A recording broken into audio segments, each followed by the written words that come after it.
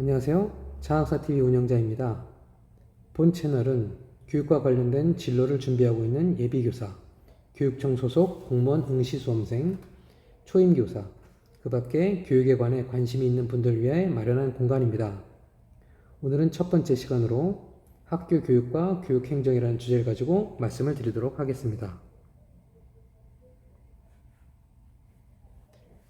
강의 목차는 첫째, 교육행정의 이해, 둘째, 교육행정 조직의 개요, 셋째, 교육과 관련된 인사행정, 넷째, 교육행정과 법령, 다섯째, 교육 현장에서의 교육행정에 대한 사례 순서로 말씀을 드리도록 하겠습니다.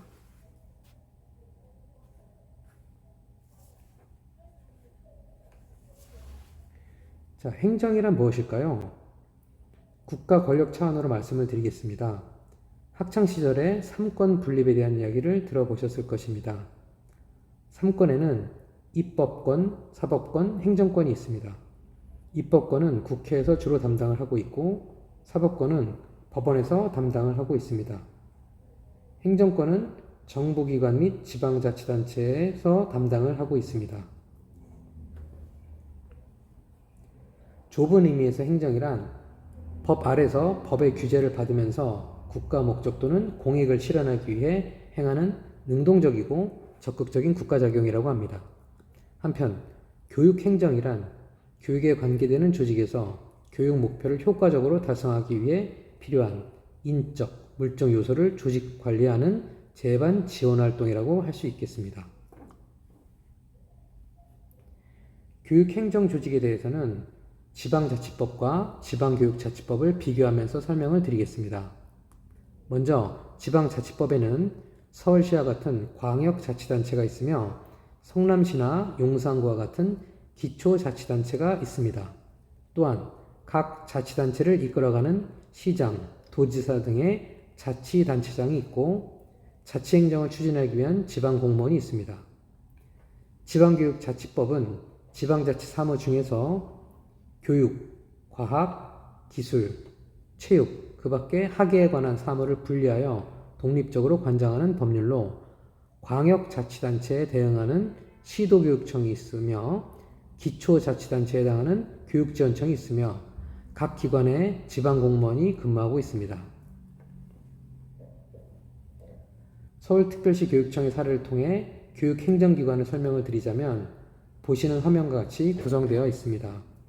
참고로 교육청, 교육지원청, 직속기관 등은 교육행정기관이며 학교의 경우는 교육기관입니다. 다음으로 교육과 관련된 인적 구조를 말씀드리도록 하겠습니다. 우선 몇 가지 용어에 대한 정의를 설명드리겠습니다. 교원은 공립과 사립의 유초, 중고 및 대학의 교수, 교사, 교장, 교감 등을 의미합니다. 그러니까 교원이 교사보다는 더 넓은 개념이라고 할 수 있겠습니다. 교육공무원은 국공립학교의 교원, 국공립대학의 조교, 그 다음 장학사 및 교육연구사와 같은 교육 전문직원을 일컫는 말입니다. 참고로 공무원에는 국가직 공무원과 지방직 공무원이 있습니다. 국공립학교의 교원의 경우는 경찰관, 소방관과 같은 국가직 공무원이며 교육청에 근무하는 장학사 또는 일반직 공무원은 지방직 공무원입니다. 장학사의 경우 교육공무원인 동시에 지방직 공무원이 되며 교원으로 다시 전직할 경우 다시 국가직 공무원으로 신분이 변동이 됩니다. 한편 공무원은 아니지만 교육 현장에서 교육행정을 위해 근무하는 직종 중에 교육공무직원이라는 직종이 있습니다. 학교를 예를 들면 조리사나 교육실무사 등이 이에 속합니다. 교육청 및 학교에는 교육행정을 주로 담당하는 지방공무원이 있습니다. 보통 일반직 공무원이라고 부르는데 공립학교 행정실 직원이 대표적입니다. 교육청과 학교 등에 근무하는 일반직 공무원이 되려면 다음과 같은 공채 시험에 합격을 해야 합니다.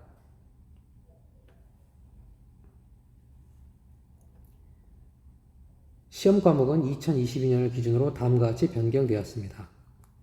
한편 국공립교사를 꿈꾸는 분들은 교육학, 전공 과목 등의 1차 시험을 통과한 후 교직 적성, 신측 면접, 수업 능력 평가 등의 2차 시험을 통과해 최종 선발이 됩니다. 여기서 특이한 점은 교사의 경우 앞서 설명드렸던 3권 중에서 행정 영역에 속하는 공무원 중에서는 드물게 행정과 관련된 과목에 대한 시험을 치르지 않는다는 점이 있습니다. 그렇다면 교육 현장에서 행정 능력이 필요가 없을까요? 다음 페이지를 살펴보도록 하겠습니다. 앞서 말씀드렸지만 행정을 담당하는 공무원들은 법 아래서 공익을 실현하기 위해 능동적으로 업무를 수행해야 합니다. 따라서 공무원이라면 업무를 수행하기 위해서 법령을 알아야 합니다. 교원 또한 국가 일을 담당하기 때문에 수업뿐만 아니라 행정에 대한 기본적인 역량이 요구됩니다. 과거와는 달리 최근에 들어 학교 현장에서 많은 법령이 들어왔기 때문에 교사들에게 행정적인 역량은 더욱더 많이 요구되고 있습니다. 교육 현장에서 근무하기 위해서 알아야 할 법령들은 교육에 관한 공통적인 법령들이 있고 개별 업무를 수행하기 위한 법령 및 조례 등으로 구분할 수 있겠습니다. 교육을 하기 위해서 알아야 할 법령들이 참 많죠. 그렇다면 교육 현장에서 어떤 행정활동이 진행되는지 다음 사례를 통해서 설명을 드리도록 하겠습니다. 학교에 근무하는 교직원이라면 대부분 문서를 생산하게 됩니다. 공적인 기관에서 공적인 용도로 생산하는 문서를 공문이라고 합니다. 공문을 접수하거나 생산하는 활동 모두가 행정활동에 속합니다. 공문을 생산할 때 결제 라인 외에 다른 사람에게 추가로 결제를 받는 것에 있어서 공문 작성에서는 협조라는 용어를 사용합니다. 또한 공문을 생산할 때 헷갈리는 용어가 있는데요. 바로 결제와 결제입니다. 첫 번째는 I, 결제는 I에 속하고 두 번째는 어이, 결제입니다. 첫 번째, 결제, I, 결제는 상급자에게 문서를 승인받는 행위이고 어이, 결제는 카드 결제와 같이 금전을 지불하는 행위를 말합니다. 또 품이라는 말을 사용하게 될 건데요. 품의란 교육활동에 필요한 물건을 구입해달라고 구입 항목을 작성해서 승인을 요청받는 행위를 말합니다. 나이스는 많이 들어보셨겠지만 학생 생활과 교육 행정을 처리할 수 있는 교육 정보 시스템을 의미합니다. 여러분들도 나중에 교육과 관련된 행정 업무를 하실 때 도움이 될 만한 사이트를 하나 소개해 드리도록 하겠습니다.